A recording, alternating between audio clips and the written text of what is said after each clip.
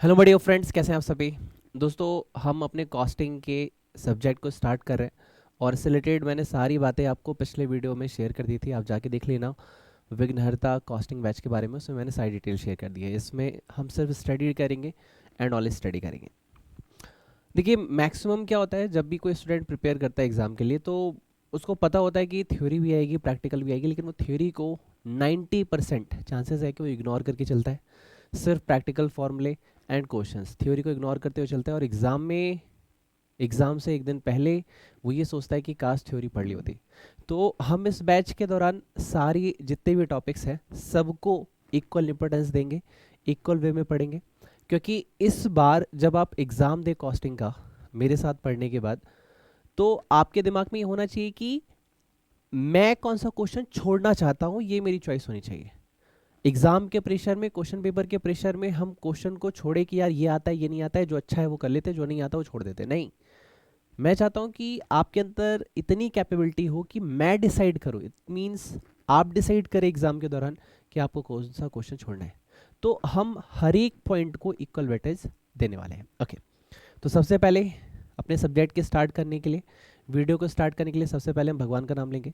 कुछ लोग कहते हैं जी भगवान का नाम लेना क्यों ज़रूरी होता है, मैं आपको बता रहा हूँ। When you connecting yourself with the higher energy, your energy will be charged. And when you are connecting with the lower someone who's negative, who's demotivated, your aura will be declined. Hindi में समझाता हूँ आपको। जब आप अपने से ऊंचा स्तर वाले, यानी हाई लेवल वाले इंसान से खुद को कनेक्ट करेंगे, या लेट सपोज गॉड, या फिर ये आपका मेंटर, आपका टीचर, तो आप ऑटोमेटिक ऊपर उठते चले जाएंगे। और जब भी आप किसी ऐसे इंसान से मिलेंगे जो कि निचला स्तर का है, या फिर बैक फॉरवर्डेड है, या फिर जिसको टेंशन है, प्रेशराइज्ड है, या फिर नेगेटिव है, तो आपकी सोल भी नेगेटिव होना शुरू कर देगी। इसलिए कोई भी काम शुरू करने से पहले, स्पेशली स्टडी का काम शुरू करने से पहले, गणेश जी का और माँ सरस्वती जी का आशीर्वाद आपको लेना चाहिए। कुछ लोग बोलते हैं कि सर कुछ लोग बहुत ब्रिलियंट पढ़ते हैं, एक बार भी पढ़ते हैं लेकिन एग्जाम तक याद रहता है। क्यों? क्योंकि उन पे माँ सरस्वती की कृपा होती है। मुझे नहीं पता आज तक आपने कैसे स्टडी की, एंड मुझे ये भी नहीं पता कि मैंने आज तक कैसे पढ़ाया, लेकिन आज से हम एक नए सिरे से पढ़ेंगे। गणेश जी का आशीर्वाद लेते हैं सबसे पहले। ओम गम गणपति नमः। हे परमात्मा गणपति, हे लॉर्ड गणेश, आप रिद्धि सिद्धि बुद्धि के दाता हैं, तो मुझे भी ये ब्लेसिंग दीजिए, अपना आशीर्वाद दीजिए कि मेरी भी बुद्धि बहुत शार्प हो सके। मैं जो भी पढ़ूँ वो एक लॉजिकल मैनर में मैं सीख सकूँ, समझ सकूँ, और मैं अपनी लाइफ में, एग्ज़ाम में उसको अप्लाई कर सकूँ। आपका बहुत बहुत शुक्रिया गणेश, विघ्नहर्ता गणेश, आपका बहुत बहुत शुक्रिया। नाउ माँ सरस्वती को याद करते हैं, गॉडेस सरस्वती को याद करते हैं। सरस्वती महामाये दिव्यते स्वरूपनी, हंसवाहिनी समायुक्ता विद्यादानम करो तुम, विद्यादानम करो तुम। हे माँ, आप ज्ञान की देवी हैं। आप अपनी ब्लेसिंग मुझे दें कि मुझे भी ज्ञान मिले, और मैं अपनी लाइफ में, अपने एग्ज़ाम्स के दौरान हमेशा उसको रिकॉल कर पाऊँ। मुझ पर कृपा करें। दोस्तों, मैं आप लोगों को एक चैलेंज देता हूँ। After the completion of this topic जो मैं आपको सिखाने वाला हूँ, you feel realized and you will realized कि कुछ तो चेंज हुआ जीवन में मेरे, कुछ तो मैंने आज नया सीखा, कुछ तो भगवान की कृपा हुई मेरे ऊपर। याद रखना, बिन सत्संग विवेक ना होए। जब तक एक लेजेंड आपकी लाइफ में ऐड नहीं होता, आपकी लाइफ चेंज नहीं होती। और बिन सत्संग विवेक ना होए, यानी जब तक आपको अच्छा नॉलेज, गॉड की कृपा नहीं होगी, तब तक आपको नॉलेज भी नहीं मिलेगी। तो कभी भी हम ब्लेसिंग लेते हैं गॉड की, इसलिए लेते हैं कि वो मुझ पर कृपा करे, मुझे ब्लेस्ड करे, और मैं जो भी सीख रहा हूँ वो अच्छे तरीके से मैं सीख पाऊँ। सर, आपने बहुत कुछ सिखा दिया और थोड़ा सा मोटिवेशन भी दे दिया, लेकिन अब हम पढ़ेंगे। पढ़ने से पहले मैं आपको एक सिंपल सा, एक छोटा सा रूल और बताऊंगा कि देखो यार, पढ़ते बहुत सारे लोग हैं, लेकिन पास और रैंक होल्डर बस एक होता है। उसमें और आप में एक फ़र्क होता है, वो रोज पढ़ता है, डेडिकेशन के साथ पढ़ता है, और हमेशा कोशिश करता है खुद को बेहतर बनाने की। लेकिन आप क्या करेंगे, पहला लेक्चर देखेंगे, हो सकता है दूसरा देखें, तीसरा देखें, फिर छोड़ देंगे, क्योंकि आपकी शादी होगी या फिर आपकी फैमिली में किसी की शादी होगी, कोई ओकेजन आ जाएगा, and you will drop your study. मैंने खुद को प्रॉमिस किया है कि आपका ये जो वॉल्यूम 1 है, जिसमें material, labour, overhead, standard marginal budget और ईबीसी कॉस्टिंग का टॉपिक है, विथ ये बेसिक थ्योरी ऑफ कॉस्टिंग, जब तक मैं कंप्लीट नहीं करा लूँगा, मैं सिर्फ फ्रूट एंड मिल्क, बस एक ही डाइट लेने वाला हूँ, वो भी एक टाइम। उसके बाद मैं होल डे कुछ नहीं खाऊंगा। होल डे मैं आपके लिए नोट्स बनाऊंगा। आज भी मैंने नोट्स बनाए, आपको जो पढ़ाना है उसके मैंने नोट्स बनाए हैं, क्योंकि मैं चाहता हूँ कि आपको एक ब्रिलियंट वे में ब्रिलियंट स्ट्रैटेजी, ब्रिलियंट नॉलेज जो है शेयर कर सकूँ। तो ये मैंने खुद से कमिटमेंट किया। और ये कितने दिन का टारगेट है? 21 से 25 डेज़ में हम मॉड्यूल 1 के जो चैप्टर मैंने आपको बताए हैं मैं आपके साथ डिस्कस कर लूँगा।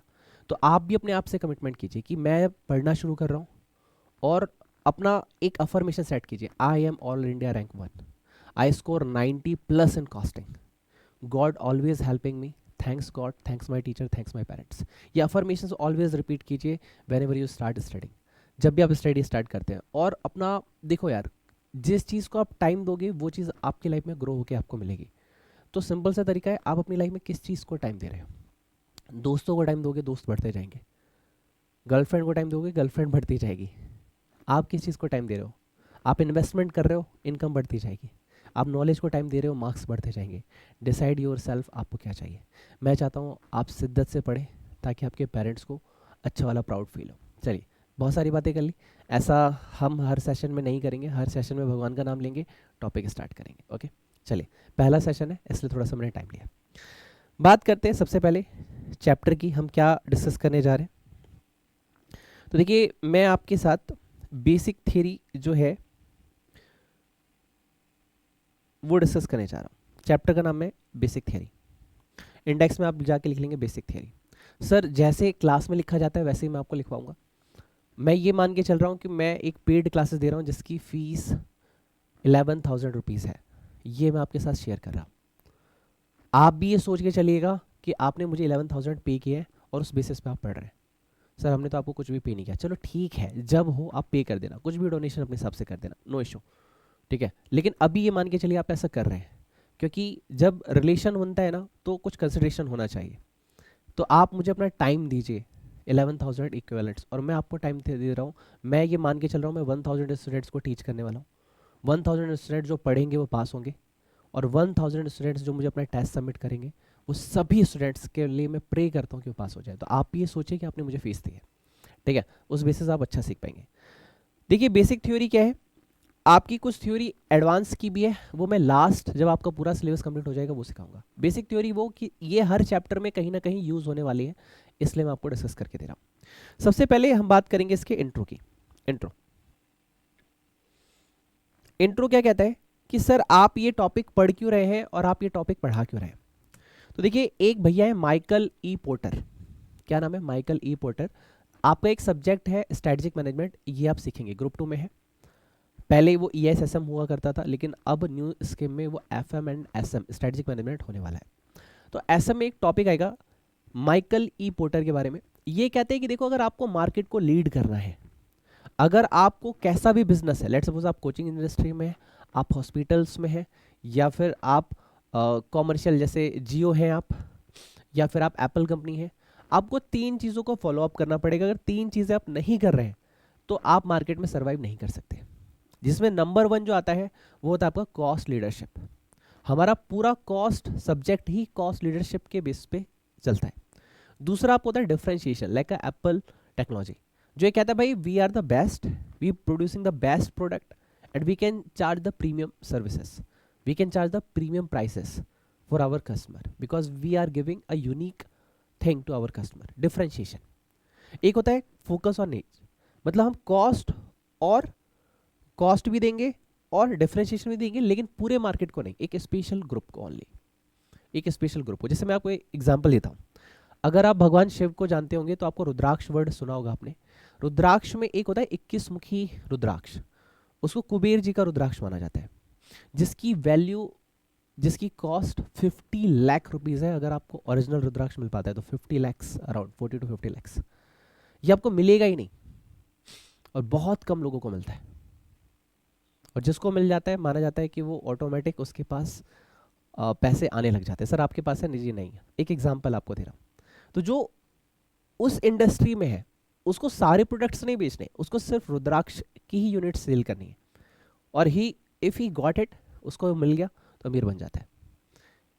सर ये क्या सिखा दिया आपने? कुछ नहीं, सीखते चले जाओ, बस सीखते चले जाओ, ठीक। तो पहला जो हमारा सब्जेक्ट है वो इंट्रोड्यूस होता है माइकल ई पोर्टर की कॉस्ट लीडरशिप स्ट्रेटजी के साथ। तो कॉस्ट लीडरशिप स्ट्रेटजी क्या सिखाता है कि एट अ मिनिमम प्राइस, सबसे कम प्राइस लेते हुए हम अपने कस्टमर को क्या बेस्ट सर्विस दे सकते हैं, क्या बेस्ट प्रोडक्ट दे सकते हैं। This is the cost leadership. Sir cost कम क्यों रख रहे हैं, ज़्यादा रख लो ना। अच्छा ठीक है, ज़्यादा रख लेते हैं। मान लीजिए आप एक कोल्ड ड्रिंक पीने गए, एक कोल्ड ड्रिंक की वैल्यू है 10,000 और वही कोल्ड ड्रिंक आपको मार्केट में 50 रुपीज़ की भी मिल रही है। डिड यू वॉन्ट टू पे 10,000 for a cold drink? Cost leadership क्या कहता है, जब आप वही टेस्ट वही क्वालिटी जब 10 रुपये में, 20 रुपये में, 50 रुपये में अवेलेबल कर सकते हैं, कोई 10,000 आपको क्यों देगा? तो कॉस्ट लीडरशिप आपको कहता है कि आप अपने प्रोडक्ट को इस तरीके से डिज़ाइन कीजिए कि आप अपने कस्टमर को मैक्सिमम सेटिस्फैक्शन दे पाए और मिनिमम कॉस्ट पे दे पाए। सर ये आप अपने मन से बता रहे हो? नहीं, मुझे मालूम था आप ये क्वेश्चन करेंगे, क्या ये अपने मन से बता रहे हैं? नहीं। आइए मैं आपको स्टडी मेट थोड़ा सा मार्क कराता हूँ, पढ़िए। Michael E porter in his theory of generic competitive, ये जेनरिक कम्पिटेटिव है, अभी जो सिलेबस चल रहा है उसके हिसाब से ये चैप्टर नंबर 5 है आपका। हो सकता है न्यू सिलेबस न्यू स्कीम में हल्का सा चेंज आ जाए, मेरे हिसाब से चैप्टर 5 है अभी, ये थोड़ा बहुत चेंज आएगा, I will guide you, but आप एसएम में सीखेंगे 100%। तो ये कहता है कि देखो 3 टाइप की स्ट्रेटजीज होती हैं आपकी। एक तो होता है प्रोडक्ट डिफरेंशिएशन, आपने प्रोडक्ट का डिफरेंशिएशन कर लिया, भैया मुझे क्या बेचना है, जैसे आप, और एक होता है फोकस और एक होता है नीच। तो यहाँ पे आपको सभी में कॉस्ट लीडरशिप का ध्यान रखना होता है। इंप्लाइज प्रोड्यूसिंग ऑफ गुड्स और provision of service at the lowest cost while maintaining quality to have a better competitive price. कि देखो कंपटीशन से बेहतर प्राइस आपको देना है, और प्रोड्यूसिंग, जब भी आप प्रोड्यूस कर रहे हैं किसी भी गुड्स और सर्विस को, अपनी कॉस्ट का ध्यान रखते हुए कि हमारी कॉस्ट कैसे कंट्रोल हो, कैसे बेस्ट कॉस्ट हो और कैसे हम सर्विसेज दें। समझ में आया क्या? ओके। यानी सर आप स्टडीमेट को देखते हुए बता रहे हो? नहीं, स्टडीमेट को पढ़ के आपको बता रहा हूँ और इस तरीके से बता रहा हूँ कि आपको क्लियर है। अगर हमें 100 मार्क्स में जाना है तो देखो 100 मार्क्स जाने के लिए तरीका क्या होगा। सबसे पहले you are a common boy, तो आपका स्टैंडर्ड सबसे पहले होना चाहिए स्टडीमेट का। स्टडीमेट तक आपका स्टैंडर्ड अगर रेज होगा तो आप 60 प्लस ला सकते हैं। फिर स्टडीमेट से आपका स्टैंडर्ड और ऊपर रेज होना है, इसके लिए हम Studymate plus past year questions plus और भी चीज़ें जितनी भी होंगी वो ऐड करेंगे। ठीक है, पास्ट ईयर क्वेश्चंस प्लस और भी चीज़ें ऐड करेंगे, जैसे आप ये कह सकते हैं कि प्रैक्टिकल क्वेश्चंस प्लस टीचर का एक्सपीरियंस प्लस आईसीआई का pattern plus lots of practice. जब हम ये सारी ऐड करेंगे चीज़ें तो हम आएंगे 80 प्लस पे। इतना मेहनत करना पड़ता है, वो उनके लिए है जो एक दिन में 2 दिन में पढ़ रहे हैं। जब आप प्रॉपर टाइम इन्वेस्ट करेंगे तो ईजी हो जाएगा। मुझे एक, अभी इस थ्योरी के बाद एक प्रैक्टिकल सब्जेक्ट कराने दीजिए, एक प्रैक्टिकल चैप्टर कराने दीजिए, यू फील ईजी। नाउ 100 पे कैसे आएंगे? अगर आपको चाहिए 90 प्लस और 100 प्लस तो उसके लिए कैसा तरीका होने वाला है? तो उसके लिए 80 प्लस तो आप आ गए, इसके लिए आपको चाहिए रिवीजन, कि आपने पढ़ लिया सीख लिया लेकिन रिवाइज नहीं किया। मैक्सिमम स्टूडेंट इसीलिए फेल कर जाते हैं क्योंकि उन्होंने टीचर्स तो बहुत अच्छे पिक किए होते हैं, बहुत अच्छे हैं मार्केट में, एक से एक टीचर है, मैं ही शायद सबसे छोटा बच्चा हूँ, मुझसे बहुत अच्छे अच्छे टीचर हैं, लेकिन 90 प्लस और 100 प्लस। अच्छा एक चीज़ और याद रखना, इंसान वही ग्रो करता है जो अपने आप को बहुत छोटा समझता है। कुछ लोग अपनी तारीफें बहुत करते हैं और मैं बिलीव करता हूँ तारीफ मत करो, काम करो। काम अच्छा होगा तो लोग तारीफ करेंगे, वो है बेस्ट पोजीशन। ठीक है, तो हमेशा अपने आप को छोटा बन के सीखो। जब आप पढ़ रहे हो तो ये सोच के मत सीखो कि मुझे ये आता था और मैं ये सीख रहा हूँ, नहीं, आप ये सोच के चलो मुझे कुछ नहीं आता। जब मैं ये टीचिंग कर रहा हूँ तो मैं मान के चल रहा हूँ मैंने कभी कॉस्टिंग नहीं पढ़ा है, मैं बेसिक से पढ़ा रहा हूँ, मुझे खुद नहीं आती कॉस्टिंग, मैं बेसिक से सीख के बेसिक से पढ़ा रहा हूँ, तो मैं बहुत अच्छा डिलीवर कर पाऊंगा। और मैं सोचूंगा मैंने तो ये सारे नोट्स बना रखे हैं पहले कि यही यूज़ कर लेता हूँ, यही पढ़ा दूंगा, तो मैं आपको बेस्ट क्वालिटी नहीं दे पाऊंगा, मैं फिर वो मार्केटिंग कर रहा हूँ। नहीं, बेस्ट देना है तो ऑलवेज जीरो से स्टार्ट करो और टिल 100% एफर्ट के साथ काम करो, you will get always in addition. तो रिवीजन करना है प्लस टेस्ट प्रैक्टिस के साथ, जितनी टेस्ट प्रैक्टिस हो सके। सर कितने रिवीजन होने चाहिए? कम से कम 5 रिवीजन होने चाहिए अगर आपको 90 प्लस 80 प्लस लाना है, और तकरीबन चैप्टर वाइज टेस्ट आपके होने चाहिए सारे के सारे, प्लस मॉक टेस्ट आपको कम से कम 3 से 5 सॉल्व करने हैं, तब जाके आप 90 प्लस 100 प्लस मार्क्स लाते हैं। ओके, ये हल्का सा मैंने गाइड किया, आई थिंक इसको नोट डाउन करने की ज़रूरत नहीं है, तो मैं इसको साइड कर देता हूँ, इसकी ज़रूरत आपको नहीं पड़ेगी।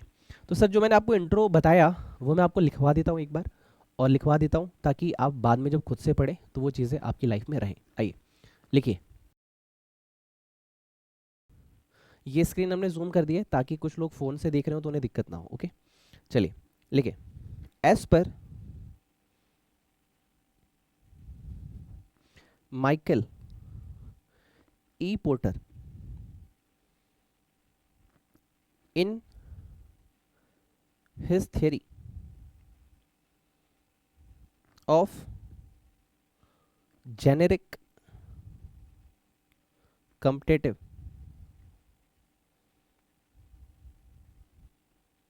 strategies। सर ये अच्छे से नहीं दिख रहा, ओके मैं दोबारा से लिख देता हूँ, डोंट वरी। स्ट्रेटेजीज, अच्छा नहीं लिख पा रहा, सॉरी, लिखिए। हैज डिस्क्राइब्ड,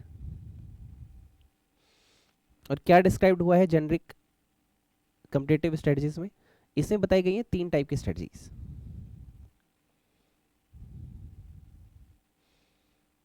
इसमें आपको बताया गया है 3 टाइप की स्ट्रेटजीज के बारे में, जिसमें आपको कहा गया कि देखिए, एक होती है आपकी प्रोडक्ट डिफरेंशिएशन, या सबसे पहले हम लिखते हैं कॉस्ट लीडरशिप। एक होती है आपकी कॉस्ट लीडरशिप,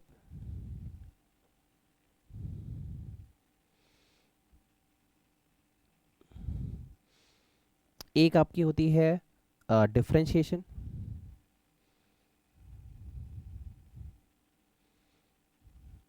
एक होती है आपकी फोकस, और नीच। ये आपकी 3 टाइप की जेनरिक कम्पिटिटिव स्ट्रेटजीज होती हैं, ठीक है। कॉस्ट लीडरशिप हमारा सब्जेक्ट ही है जो हमें पढ़ना है। डिफरेंशिएशन में आप एग्जांपल लिख सकते हो एप्पल कंपनी, और नीच में आप लिख सकते हो नाइक शूज, नाइकी के शूज जो से आप बोलते हैं, आप वो इसमें लिख सकते हैं, ठीक है। ये आपने सीख लिया। इससे होगा क्या, तो आप यहां पे लिखेंगे to achieve competitive advantage, to achieve competitive advantages या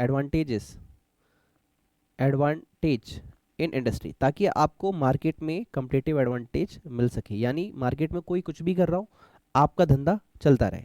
कॉस्ट लीडरशिप, कॉस्ट लीडरशिप क्या करेगा, एम्प्लाइज, हम कॉस्ट लीडरशिप लगाते हैं, क्यों लगाते हैं? एम्प्लाइज प्रोड्यूसिंग गुड्स, ताकि हम गुड्स को प्रोड्यूस कर सके, और प्रोविजन ऑफ सर्विसेज, अपनी सर्विसेज को दे सके एट लोवेस्ट कॉस्ट। कैसे दे सके सर? लोवेस्ट कॉस्ट पर हम दे सके, वाइल वाइल मेंटेनिंग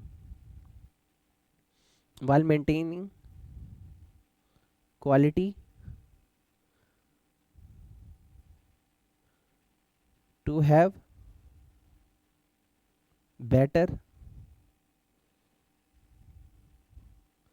कम्पिटिटिव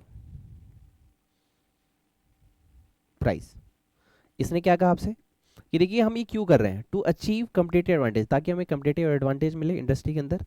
और क्या कह रहा है वो, ताकि हम कॉस्ट लीडरशिप एम्प्लॉय करके लोवेस्ट कॉस्ट पे हम क्या कर सके, अपने गुड्स को दे सके, और हम अपनी सर्विसेज को दे सके, और मेंटेनिंग क्वालिटी, हमारी क्वालिटी से कॉम्प्रोमाइज नहीं होना चाहिए, ताकि हम अपने जो कंपटीशन में है उनसे बेटर प्राइस और बेटर सर्विस दे सके। दिस इज इंट्रोडक्शन, जो कि आपके स्टडी मेट ने आपको करने के लिए कहा है। तो सबसे पहले ये छोटा सा नोट्स ड्रॉ कर लो, फिर हम आगे बढ़ते हैं।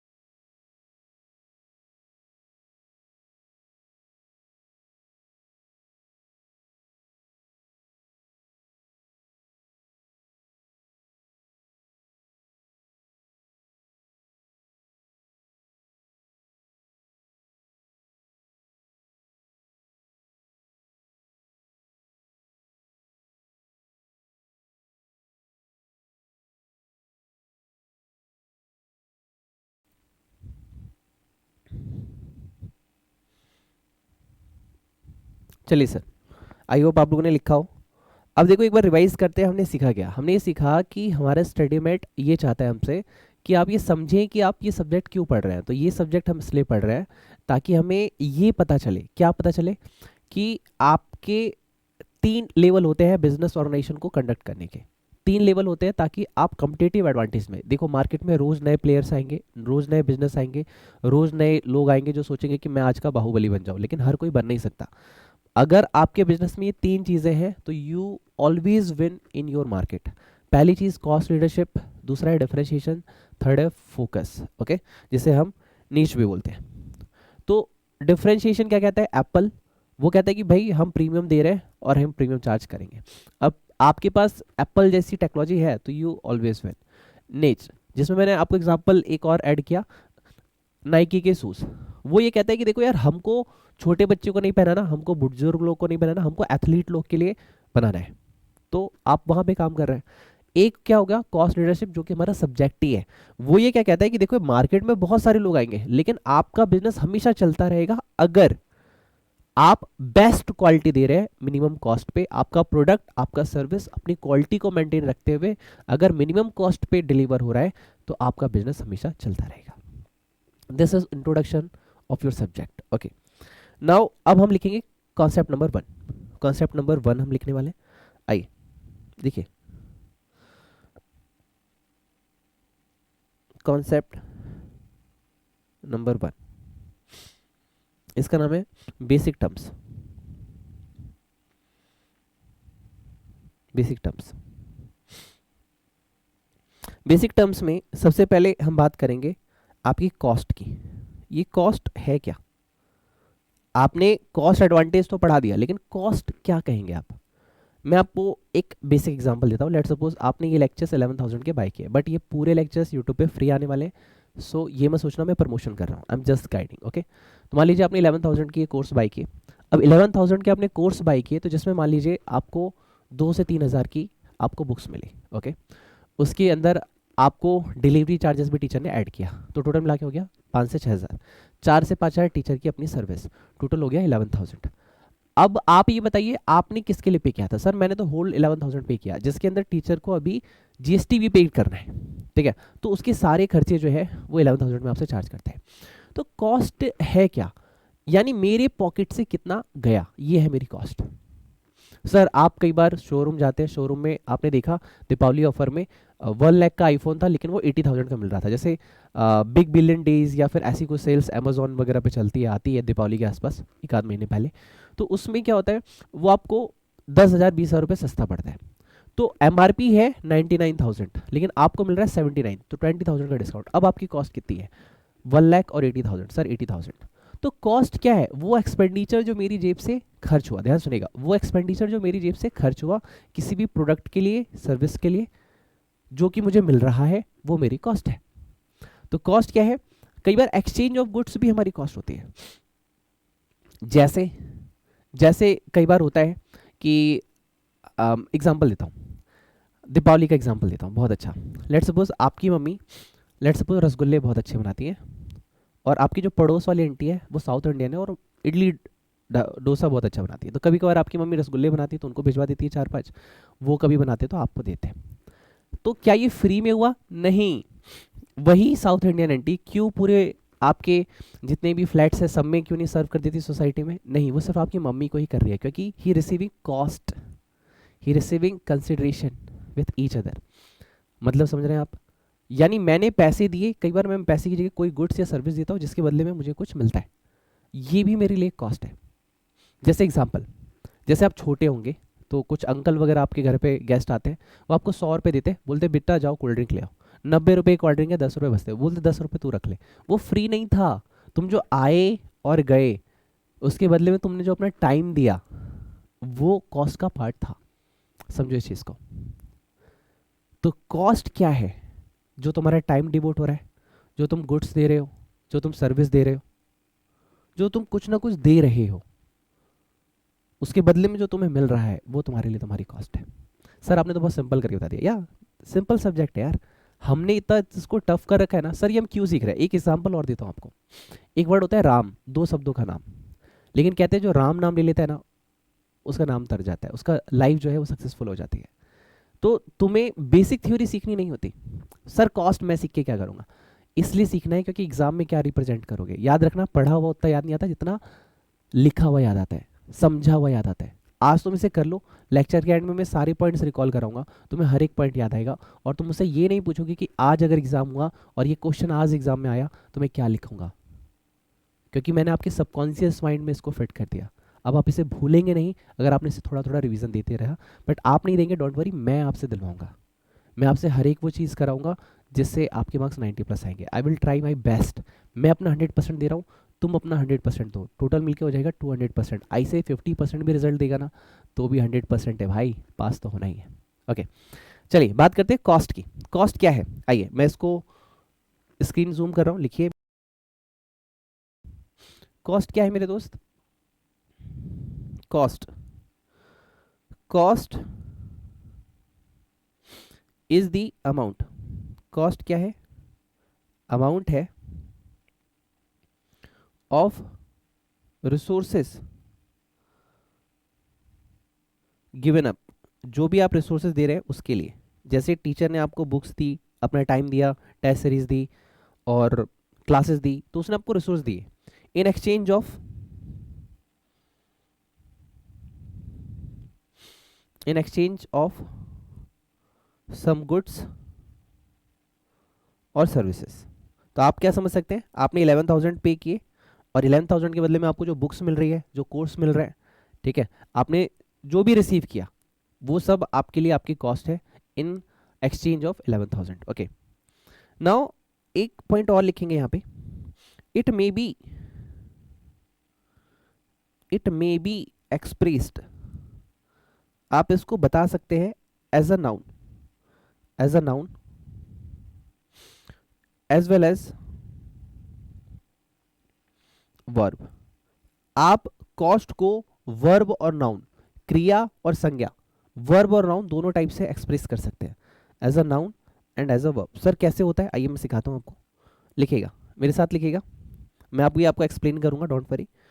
लिखिएगा एज अ वर्ब। सर ये भी स्टडी मेट में, हाँ मेरे भाई स्टडी मेट में मैं भी आपको दिखाऊंगा, don't worry.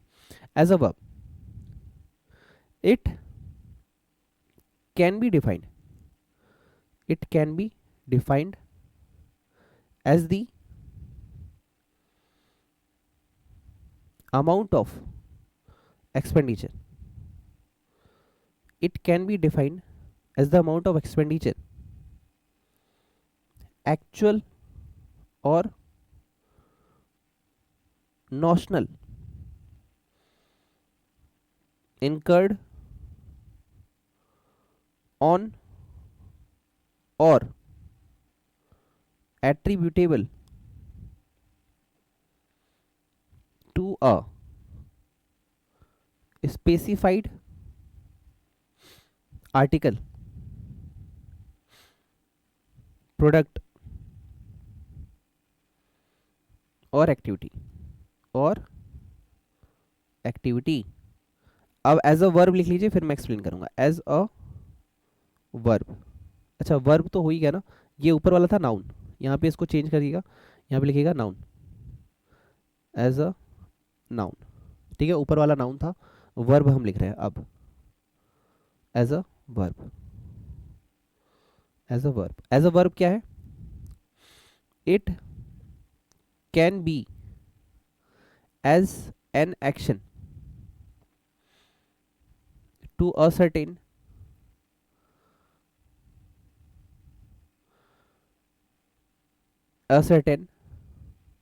the cost of a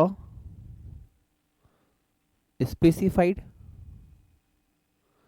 thing or activity, ठीक है। ओके, तो अब देखो आपने लिखा, राइट। अब मैं आपको एक जादू दिखाऊं, आइए सबसे पहले स्टडीमेट पे आते हैं। अब यहाँ पे देखिए कॉस्ट का मीनिंग क्या लिखा हुआ है, मैंने वही लिखवाया है जो स्टडीमेट में आपके मेंशन है। Cost is amount of resource given up in exchange of some goods और सर्विसेज, मेरा पहला पॉइंट यही था। Now it can be express the noun as well a verb, ये मेरा सेकंड पॉइंट था. As a noun it can be defined as the amount of expenditure actual notion incurred on attribute to specified article product और activity, ये मेरा थर्ड point था. Now as a verb it can be action to ascertain the cost of the specified thing और activity, ये मेरा point number 4 था. अब मुझे नहीं पता आपके टीचर ने कभी आपको क्या पढ़ाया होगा या आपने ज़िंदगी में क्या पढ़ा होगा. क्या आपने एज अ नाउन और एज अ वर्ब कभी पढ़ा था? मुझे बताइएगा, क्या आपने एज अ नाउन और एज अ वर्ब कभी पढ़ा था? अगर नहीं तो मैं एक क्वेश्चन पूछ रहा हूँ, अगर आईसीआई ने पूछ लिया होता तो क्या जवाब देते? अगर मान लीजिए कॉस्टिंग एमसीक्यू में आया था, बोलता एज अ वर्ब कौन सी डेफिनेशन है बताओ, एज अ नाउन कौन सी डेफिनेशन है बताओ, तो क्या करते? गलत करके आते. तो जब भी हम बोलते हैं ना हमें 100 to 100 आउट ऑफ 100 हमें अगर स्कोर करना है, तो हमारा लेवल, मेंटल लेवल, हमारा पैटर्न लेवल, हमारा आज से जो सिस्टम है वो एज पर दी स्टडी मेट, देन हम उस लेवल को रेज करते करते करते करते लेवल मैच करेंगे कि पूछ ले आईसीआई भैया, पूछ लो एग्जामिनर भैया, जो पूछना है पूछ लो, वी आर रेडी. आज तुम नहीं बताओगे कि मैं कौन सा क्वेश्चन छोड़ूंगा, आज मैं डिसाइड करूंगा कि आज मैं कौन सा क्वेश्चन छोड़ने वाला हूं. ओके सर, ये तो आपने समझा दिया, ऊपर वाली डेफिनेशन तो आपने समझा दी, एक बार रिपीट कर दो. देखो, cost is the amount of resources, कि भैया देखो जो भी आप गुड्स ले रहे हो, दे रहे हो, उसके बदले में आपने जो लिया दिया वही आपकी लागत होती है. जैसे मैंने एग्जांपल दिया, 11,000 आपने कॉस्टिंग क्लास के लिए पे किए, उसके बदले आपको जो बुक्स मिल रही है, जो वीडियो लेक्चर्स मिल रहे हैं, ठीक है, जो टीचर्स आपको सर्विसेज प्रोवाइड करा रहे हैं, वो आपके लिए आपकी लागत है. लेकिन इसने कहा कि ये दो टाइप के हो सकते हैं. एज अ वर्ब बहुत छोटा है तो पहले उसे पढ़ लेते हैं. As a verb, as a verb क्या कहता है? It can be as an action, ये एक तरीके का एक्शन हो सकता है टू असर्टेन, ताकि आप पता लगा पाए अपनी कॉस्ट के बारे में कि भैया उस प्रोडक्ट की लागत कितनी है. नहीं समझे आप? लेट सपोज अभी तो हम एक स्टूडेंट के एंगल से बात कर रहे थे, मैं एक टीचर के एंगल से बात करता हूँ कि भैया एक टीचर आपको बोल रहा है कि मेरी फीस 11,000 है. How he decided 11,000? आप एज ए स्टूडेंट सोचेंगे कि उसको 100% तो प्रॉफिट ही हो गया होगा. नहीं होता. प्रोडक्शन में बुक्स जो दी, मान लीजिए 2,000 की बुक होगी तो 2,000 उसने आपसे बुक के चार्ज किए. अब वो आपसे टेस्ट सीरीज चार्ज लेता है, तो टेस्ट सीरीज के 2,000 रुपीज़ लेट सपोज. अब आप ना उसके प्रोडक्शन के एंगल से देखो कि उसको क्या लागत पड़ी, तो ये उसके लिए कह रहा है. एज अ वर्ब आप देखिए कि उसने क्या मेहनत की, वर्ब मतलब होता है क्रिया, तो उसने ऐसी क्या क्रिया की, उसने ऐसा क्या एक्शन लिया जिसके लिए वो आपसे 11,000 मांग रहा है. अगर आप इन छोटी छोटी चीज़ों को अगर टच करने लग जाएंगे ना, पकड़ने लग जाएंगे, तो आपके नंबर कभी कटेंगे नहीं, आपको रटना ही नहीं होगा उसने ऐसा क्या किया. तो देखो, आपने टेस्ट सीरीज के 2,000 चार्ज कर लिए, बुक्स के 2,000 चार्ज कर लिए, ओके. तो सर बाकी की क्यों चार्ज किए? देखो मैं बता रहा हूँ कि वो जिस स्टूडियो में बैठा है, क्या उस पर डेप्रिसिएशन नहीं लगता होगा? जो कैमरा सामने रखा है, जो लाइटिंग्स रखी है, जो कंप्यूटर सिस्टम वो यूज़ कर रहा है, जो स्टाफ उसके आसपास है, वो कुछ फीस लेते होंगे, हाँ सर लेते होंगे. तो जो वो पैसे ले रहे हैं उनसे वो कहाँ से चार्ज करेंगे? चलो सर मान लीजिए 2,000 रुपये उसके 6,000 हो गए, ओके, पर स्टूडेंट 2,000, ओके फाइन. तो सर 11,000 में 11,000 6,000 क्या हो गया, बचा हुआ डिफरेंस 5,000. सर उसने जीएसटी पे किया होगा 11,000 में, मान लीजिए 20%, 18 होता है, 20 मान लेते हैं, यानी 1100 मल्टीप्लाई में 2,200 का जीएसटी, यानी 2,000 अप्रॉक्स जीएसटी उसने पे किया, ओके. तो हो गया 8,000. बचे सर 3,000, उसका क्या? 3,000 में अब उसने रेंट दिया होगा, अगर वो किराए पे ऑफिस चला रहे तो वो भी खर्चा ऐड होना चाहिए. प्लस अब आप ये देखिए कि उस बंदे की मेहनत कुछ नहीं होगी क्या? उसने कुछ भी नहीं किया होगा. सर मान लीजिए 3,000 रुपये उसने अपने फीस चार्ज की, तो सर 3,000 रुपये क्या फीस होनी चाहिए? भैया आज के टाइम में अगर आप 12th का भी ट्यूशन लेने जाते हैं ना, तो 2,000 रुपीज़ तो 12th के अकाउंट के होते हैं.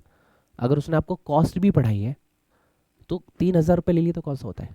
कॉस्ट का लेवल और 12th क्लास के अकाउंट का लेवल में बहुत डिफरेंस है. यहाँ बहुत डेप्थनेस चाहिए, यहाँ बहुत हार्डवर्क चाहिए, R&D चाहिए, एक नॉलेज चाहिए कि वो इंसान आपको कम्युनिकेट कर पाए, आपके दिमाग में फीड कर पाए. यहाँ साइंटिफिक चीज़ें चलती है अकाउंट, लेकिन साइंटिफिक चलती है. तो सर ऐसे हुए 11,000. तो एज अ वर्ब का मतलब क्या हुआ? ये आप किसी भी ऑर्गेनाइजेशन पर अप्लाई कर सकते हो. वो ये देख रहे हैं कि आप ऐसे कौन से एक्शन ले रहे हैं जिसके बेसिस पे आपके प्रोडक्ट की वैल्यू ये हुई. एप्पल वालों ने कहा जी हमारा जो फ़ोन है वो 40 to 50,000 में रेडी हो जाता है, लेकिन हम उसको 1 लाख का सेल करते हैं 100% प्रॉफिट पे. ऐसा क्यों? ऐसा वो क्या करते हैं? तो वो अपने R&D के पैसे इसमें चार्ज करते हैं, अपनी ब्रांडिंग के पैसे इसमें चार्ज करते हैं, अपने ट्रेडमार्क के पैसे वो इसमें चार्ज करते हैं. आप समझ रहे हैं मेरी बात को? तो एज अ वर्ब का मतलब क्या हुआ कि कॉस्टिंग एज अ वर्ब का मतलब हुआ कि फाइनली वो ऐसा क्या आपको दे रहे हैं, उन्होंने ऐसे क्या एक्शन, एक्शन को हिंदी बोलते क्रिया, तो उन्होंने क्या एक्शन लिए जिसके बिहाफ पे वो आपसे 11,000 चार्ज कर रहे हैं, यानी जो भी आपसे अमाउंट चार्ज किया गया उसके पीछे की रीजनिंग क्या थी, उन्होंने कॉस्ट को कैसे पता लगाया, ये होती है कॉस्ट। ओके, अब now as a noun, noun में इन्होंने थोड़ा सा अब दूसरे तरीके से बात की। It is defined in the amount of expenditure, कि जो खर्चा हुआ है, अब ये आपके एंगल से है, 11,000 जो आपका खर्चा हुआ है, ये किस किस के लिए आपने खर्चा किया। देखो, उस प्रोडक्ट के लिए खर्चा किया, उस आर्टिकल के लिए, प्रोडक्ट के लिए, उस या फिर उस एक्टिविटी के लिए, तो जो भी उस प्रोडक्ट, एक्टिविटी और आर्टिकल पे आपका खर्चा हुआ वो एज अ नाउन है। यानी दोनों को एक तरीके से मैं देखूँ तो as a customer angle as a noun आप कह सकते हैं, और एज अ businessman angle you can say a verb. ठीक है, तो ये आपका एक तरीका हो गया आपको इसको पढ़ने का। तो कॉस्ट क्या है? कॉस्ट वो खर्चा है, अगर हम सिंपली कहें, जो आपने किया, आपकी पॉकेट से निकला किसी भी गुड्स या सर्विस के लिए। अगर मैं बिजनेसमैन हूँ तो मैं देखूंगा कि उस गुड्स और प्रोडक्ट के पीछे मेरी क्या रीजनिंग थी, तो एज अ वर्ब कहलाएगा। आप देखेंगे कि मैंने उन्हें क्यों दिया, ऐसा मुझे क्या मिला, वो एज अ नाउन कहलाएगा। ये है दोनों में डिफरेंस। कभी आपने ये सोचा ऐसे डेफिनेशन हो सकती है? कभी आपने सोचा कि मैं इस डेफिनेशन को इस तरीके से पढ़ सकता हूँ? यही बताता है कि आप ऑल इंडिया रैंक 1 हैं। तो मेरे दोस्त, आपसे रिक्वेस्ट है, वीडियो को लाइक नहीं किया तो लाइक कीजिएगा, और चैनल को सब्सक्राइब नहीं किया तो सब्सक्राइब कर लीजिएगा। ये फुल सीरीज़ आपके लिए यूट्यूब पे अवेलेबल होने वाली है। कोई भी आपका दोस्त जो परेशान हो कॉस्टिंग से, वैसे तो costing is common subject for 95% students, जिन्हें ये टफ लगता है, नहीं आता, ये पूरा सब्जेक्ट आपके लिए ईजी जाने वाला है। ठीक है, और दिल से आपको कोई भी कमेंट अच्छा लगे तो आप लिख सकते हैं। ठीक है, ओके। नाउ ये हो गया कॉस्ट। अब बाकी डेफिनेशन इतनी हैवी हैवी नहीं है, छोटी छोटी डेफिनेशन है, जल्दी जल्दी सीखते हैं। अगला वर्ड है sir cost accounting. Cost accounting एक टर्म होता है sir, cost accounting. Sir cost और कॉस्ट अकाउंटिंग में क्या है?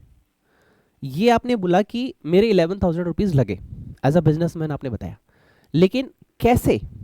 इस 11,000 की रिपोर्टिंग कैसे होगी? इस 11,000 में आपको प्रॉफिट हुआ या लॉस, ये कैसे पता लगेगा? आपका इसमें खर्चा हुआ या नहीं हुआ, ये कैसे पता चलेगा? आपको इसमें इनकम हुई या नहीं हुई, ये कैसे पता चलेगा? तो कॉस्ट तो 11,000 है, लेकिन उस 11,000 के पीछे की रिपोर्टिंग क्या है? This is cost accounting. Accounting क्या होती है? आपने 11th क्लास में पढ़ा होगा। अकाउंटिंग इज अ लैंग्वेज जिसमें हम ट्रांजैक्शन को, इवेंट को, यही सब आपने पढ़ा है ना, प्रेजेंट करते हैं। तो कॉस्ट की जो भी चीज़ें हैं, 11,000 एज अ एंगल ऑफ, अगर मैं बिजनेसमैन देखूं तो 11,000 की रिपोर्टिंग कैसे होगी? जो भी खर्चा हुआ, नहीं हुआ, प्रोडक्ट के लिए, आर्टिकल के लिए, सर्विस के लिए, वो एट्रीब्यूट कैसे हुआ?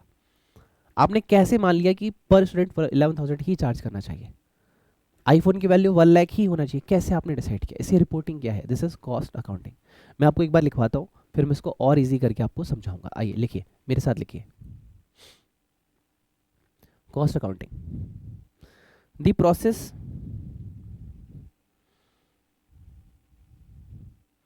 Of accounting for cost which begins with the recording of income and expenditure, or the basis on which they are calculated, and ends with the preparation of periodical statements and reports for ascertaining and controlling costs। मैं आपको 5 second देता हूँ, अगर आपने मेरे साथ नहीं लिखा तो लिख लीजिए, वैसे स्टडी मेट की लैंग्वेज है, आप लिख लीजिए, फिर हम आगे बढ़ते हैं।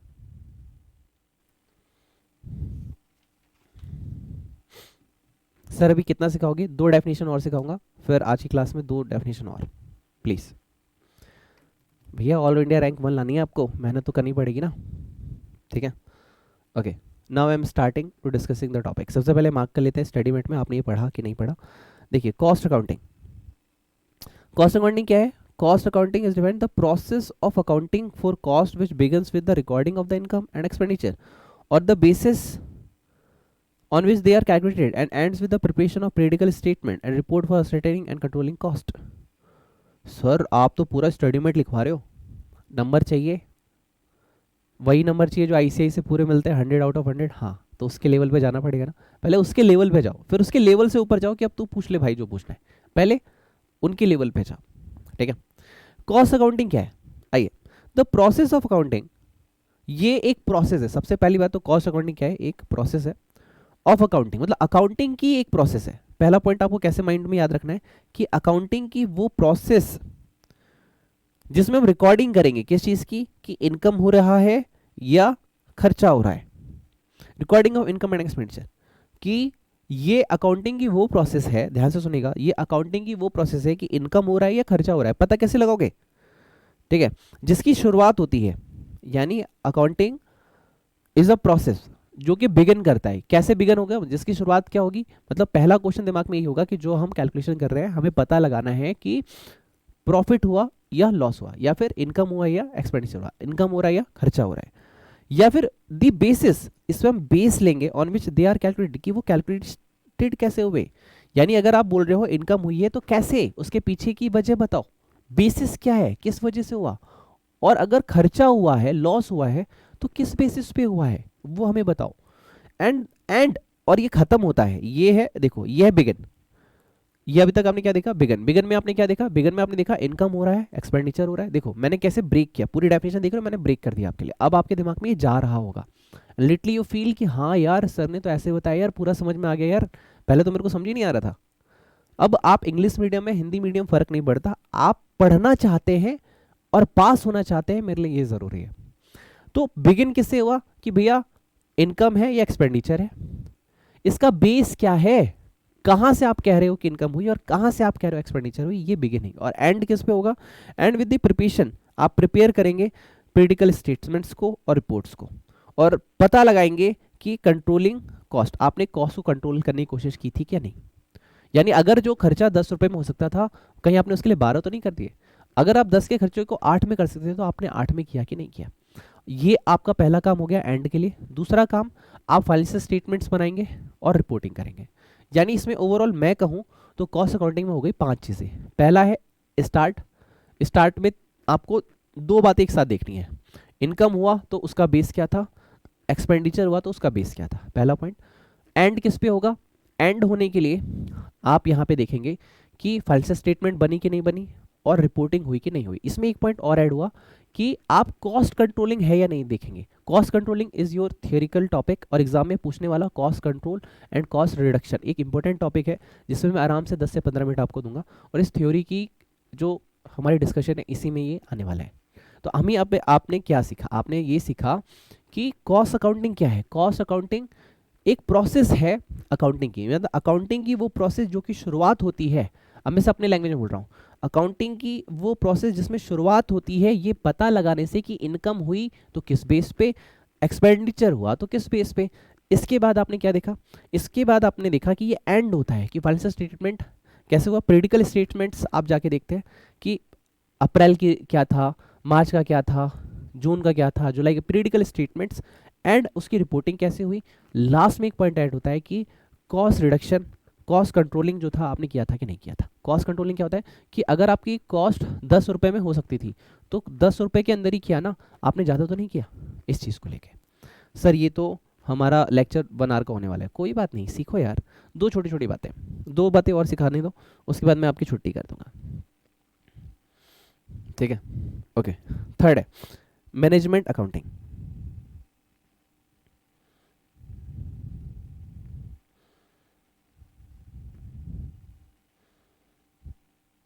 Management accounting.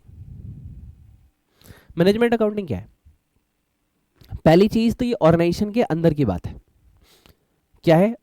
ऑर्गेनाइजेशन के अंदर की बात है। तो पहला पॉइंट इस पे ये लिखा गया है, मैं आपको लिखवाऊंगा वैसे, डोंट वरी। मैनेजमेंट अकाउंटिंग क्या है? It is a integral part of management function. मतलब मैनेजमेंट के कामों में से एक काम होता है आपका मैनेजमेंट अकाउंटिंग। मैनेजमेंट अकाउंटिंग क्या कहता है कि हम ये देखेंगे कि जो इन्फॉर्मेशन हमें मिली, जो अभी क्या इन्फॉर्मेशन मिली आपको, पीरियडिकल स्टेटमेंट्स मिल गए, रिपोर्ट्स मिल गए, आपने देख लिया कॉस्ट कंट्रोलिंग है या नहीं है। ओके, जो हमें इन्फॉर्मेशन मिली उसके बेसिस पे हमारी प्लानिंग क्या होनी चाहिए कि आगे हम कैसे काम करेंगे, ऑर्गेनाइज करेंगे कि हमें कहाँ कहाँ कंट्रोल लगानी चाहिए, कहाँ कहाँ हमारी लागत कम करने से हमारा खर्चा कम होगा।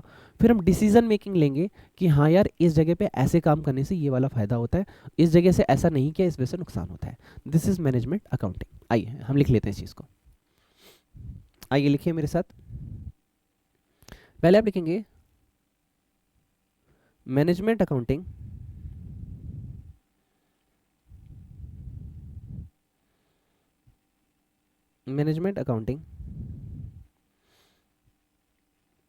is an integral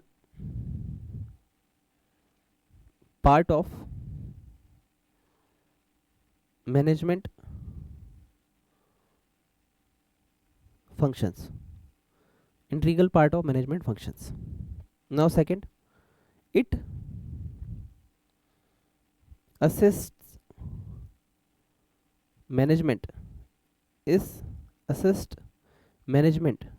by provision of relevant information for planning,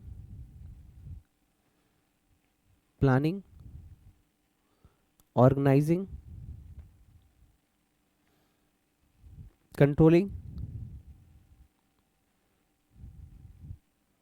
decision making,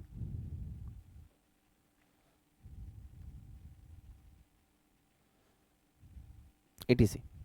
जरा एक बार इसको समझते हैं दोबारा से। कहते हैं मैनेजमेंट अकाउंटिंग क्या है? Is an integral part. कि भैया देखो ये दुनिया को बताने के लिए ये नहीं है, ये हमारे अंदर की बातें है बिजनेस की, मैनेजमेंट फंक्शंस की। मतलब मैनेजमेंट जितने भी काम करते हैं उसमें से एक काम ये भी है कि वो क्या करे, मैनेजमेंट अकाउंटिंग करे। ओके, इट असिस्ट, ये क्या क्या बताता है, ये हेल्प किस किस में करता है? ये हेल्प करता है प्लानिंग के लिए, ऑर्गेनाइजिंग के लिए, कंट्रोलिंग के लिए, मतलब ऑर्गेनाइजिंग कंट्रोलिंग एक ही वर्ड है, और डिसीजन मेकिंग के लिए। यानी planning, organizing and decision making, या फिर planning, controlling and decision making के लिए मैनेजमेंट अकाउंटिंग हेल्प करता है। Okay, then the last point we want to learn, this is the cost management.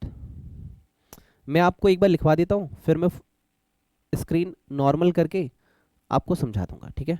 Cost management क्या है? इट इज एन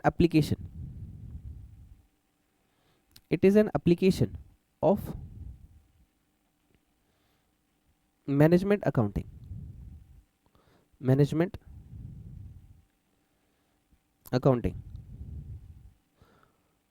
concepts,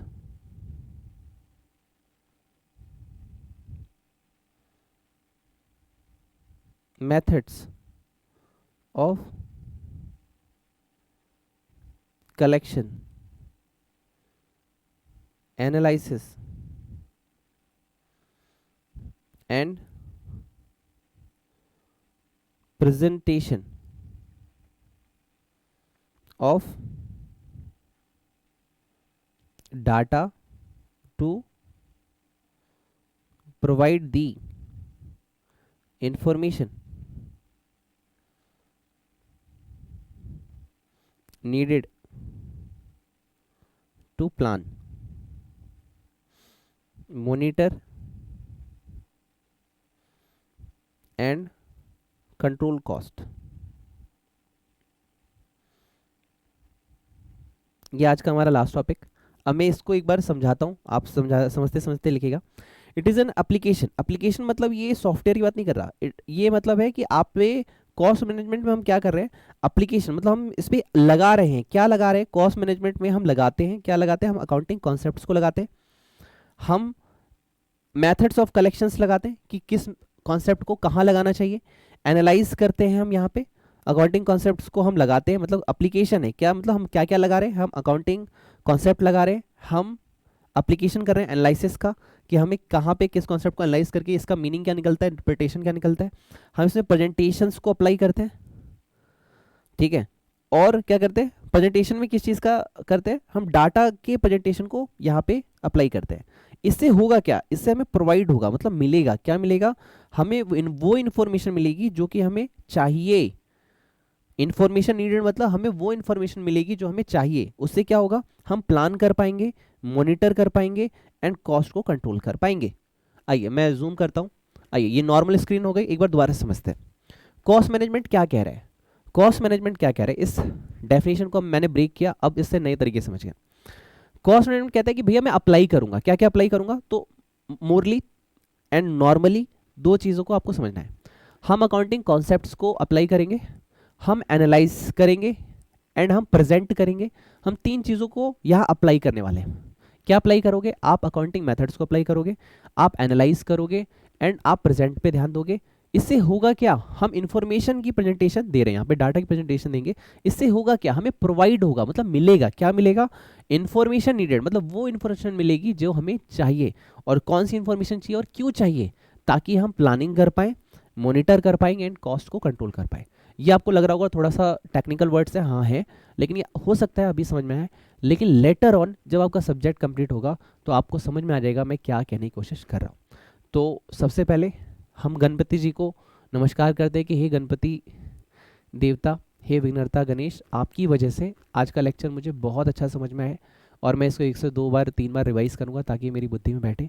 कृपया करके मुझे रिद्धि सिद्धि बुद्धि प्रदान कर दें।